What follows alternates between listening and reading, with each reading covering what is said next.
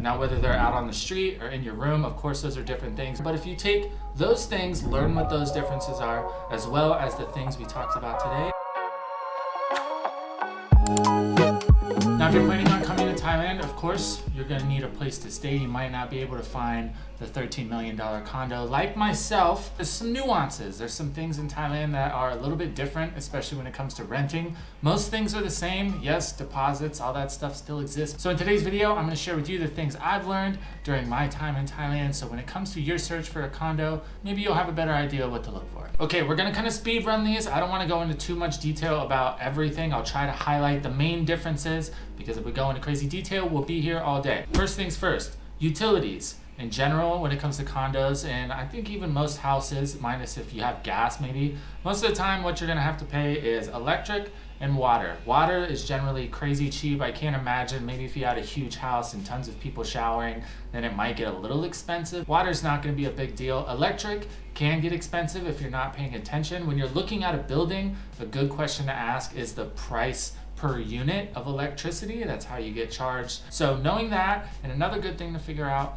is where your meter is in the building. First get there, take a picture of the meter. Then after that first month when you get the bill, you can compare them just to make sure everything's right. Location. Okay, for me, this is really important when I'm looking for a place, and I've mentioned before that it's really important, but thinking about it a little bit more, the only reason it's so important to me specifically is because I'm not really driving right now. Don't have a bike, don't have a car. So being in a part of town that I need to be in kind of makes sense. In general, Thailand public transportation, especially in any of the major cities, is good. If you're coming from America, West Coast specifically, you'll know that everything is spread out. In Thailand, it's not really like that. Most things are gonna be in your neighborhood, so it's not as big of a deal. Just take into consideration your current situation. Maybe if you're a bit older and you don't like to move around as much, make sure you're paying attention to what you're gonna need and whether that's in your neighborhood or not. Getting to a place and then maybe spending in a hotel or something for a week or two and kind of hanging out where you're thinking about. Do you really need to spend an extra $5K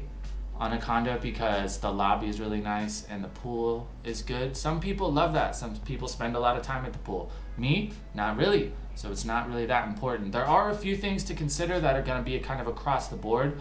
One thing that I didn't really think about when I first got to Thailand is water. It's not, if you're a foreigner in a different country, in general, it's good practice not to drink tap water. Luckily, bottled water is really cheap in Thailand. One thing that I look for is the refill machine, so I don't have to keep using new plastic bottles every time because it just makes me feel like a piece of shit. So that's one, and then laundry. It seems to be becoming more common for Thailand condos to have a washing machine. You're never gonna see a dryer. So that's something to consider. Even if you have a washing machine, where are you gonna hang all your shit up? Water, whether that be one of those machines or maybe a 7-Eleven, whatever, and laundry, whether you have laundry on site or maybe there's a service right across the way. Two of my major things to look for when you are checking out a building. Elevators, kind of random. I didn't really think about this or notice it until I moved here. In America, I usually lived in houses, so condos was kind of a new experience for me coming to Thailand. But especially once I went and looked at some more places, some of the condo buildings here are massive. Like there be multiple buildings, it's a whole huge complex, and each one of these buildings has hundreds of units.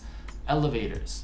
A lot of the time when I've been in these busy, popular places, it seems like you're waiting for elevators for a very long time. I know some of you have mentioned it as well, so that is something to consider. I can definitely be like that if I've had a long day and I just want to get into the aircon, and standing and waiting for an elevator for 15 minutes might bum me out. So just something to consider. Now, even though it is technically illegal, you're not supposed to do it, it's against the rule. You'll see signs in condos all the time. The reality is a lot of time people will buy condos and then they'll rent them out short term, whether that be Airbnb, Agoda, whatever. Especially in the really popular buildings, they can kind of just almost turn into hotels. For me, that doesn't bother me too much. I don't really mind the hustle and bustle as long as my room is quiet. In general, especially in Thailand, people on shorter vacations are usually partaking a little bit more. They might be staying up a little bit later than you. Let's just put it that way. So that is something to really consider. One thing that's nice about this is it's really easy to spot. As soon as you walk into a place, you hit the lobby and there's tons of people coming and going. It feels like a hotel. it's really easy to spot. So that's something to think about. Me personally, I like kind of knowing my neighbors, knowing that if I forget to lock my door one day, or if I forget a package somewhere, they'll bring it. Just little things like that are important to me, especially if you're staying somewhere for a long time. Okay, now Wi-Fi. Wi-Fi is important nowadays, especially for anybody that's in my generation. It's a good chance you probably work online. And from my understanding, the way that it works with Wi-Fi in condo buildings, at least in Pattaya, I don't really know about Bangkok or anywhere else. Essentially, the way that it works is when they're building the condo, they will have an open bidding for one of the internet service providers to, bid on the contract to set up that building. Whoever wins, for whatever reason, that company will wire it up. Now, a lot of the time, that building will only provide for that internet company. Now, if you get AIS and get like a hotspot or something like that, there's ways to get around it. Wired internet, that's the way it's gonna work. And this isn't too big of a deal, but there are a lot of different companies in Thailand, and the prices for different packages and speeds can vary dramatically. It's a good idea to ask, who their internet service provider is, because there is one company that in general is a lot more expensive, like 4 to 5 times more expensive than the other companies. So just a good little question to have on your list. Don't pay for anything until you see the place. One more time, right here, listen. Don't pay for anything until you see the place. I have heard this from multiple people, especially over maybe the past 6 months or so, that they're trying to make plans before they get to Thailand. They're looking at condos, whatever, which is good if you're willing to do that without seeing a place first. But at some point, whoever's showing the condo or made the listing or whatever is asking for money to either reserve it, or they want the deposit right now before you've even gotten there and had a chance to look at it. Don't do that, for obvious reasons. One, it might not even be the same room. You have no proof that those pictures are what you're paying for. That's even if they really do give you a room when you get there. The chances are you're gonna lose contact and they're just never gonna get back to you. Now, that's not to say there's not legitimate listing companies that are saying like, hey, maybe this place is really popular and they fill up quick. If you give me the deposit now, I can go ahead and put it forward. That way you're locked in and that's your spot when it opens up. That's different. At that point, if that's something you have to do, you're gonna have to go through the vetting process and look around online and see if this is legit. There's so many forums and things today that there's no real reason you shouldn't be able to find out whether it's legit or not. But just like any other time you plan on sending money to someone that you don't know, I would just advise against it in general. And one nice thing about Thailand is there is plenty of condos here. Personally, I like buildings that have a little bit more security. Personal story, I don't want to talk about it. So when you're checking out a building, I like to look, okay, so if somebody's trying to come in, is it possible for them to get in the lobby without a key? If they make it into the lobby, can they come up the elevators without a key? In general, Thailand is super safe, and this isn't something that you will necessarily have to worry about, but if you're already paying for a place, it's a good, it's a good thing to know. One thing that I really think about is a lot of these places have parking underneath the buildings, so there's all kinds of cars.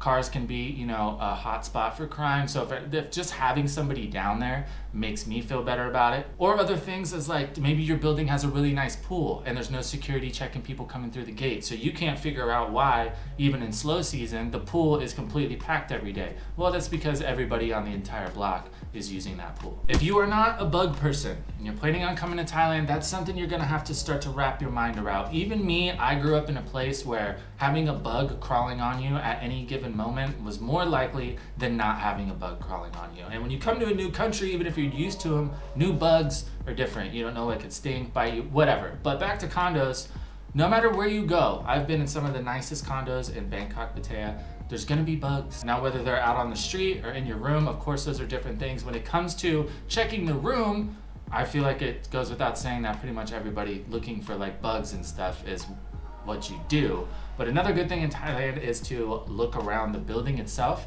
My old condo had like a bee problem. It was like 5 or 6 months where I couldn't like stand right in front of the building and wait for like a taxi or whatever, or else I would have bees chasing me. And I'm allergic to bees, so that's kind of a big deal. And then asking my neighbors who had lived there for a long time, they're like, oh yeah, it's just like every year. So you just have bee colonies every year for like half the year. So yes, if you're not used to that, or if that's something that's gonna bother you, that's something to really keep an eye peeled for when you're going around and looking at where you might wanna be. Most of the process is the same, but some of the paperwork requirements, some little things, some things are a little bit different, but if you take those things, learn what those differences are, as well as the things we talked about today, I think you're pretty much set up for success. I can't really think of anything else that I would look for. Just make sure you look at everything that you normally would too. I don't know about you, but me, I get excited when I'm moving to a new place and I just walk in and do one of these and I'm like, it's good. Then I start finding stuff over the next 2 months and then I end up hating it and then I move again, but what can you do? And like we said, Thailand's got plenty of options, so if something's not checking all your boxes, go look at some more places. As always, thank you so much for tuning in. I will have a live stream up here in the next probably day or two by the time you are seeing this, so I always like to answer some questions, get a chance to meet some of you guys as well as give away some free merch and maybe a little something else. So if that's something you're interested, keep an eye out for that. I will catch you in the next video.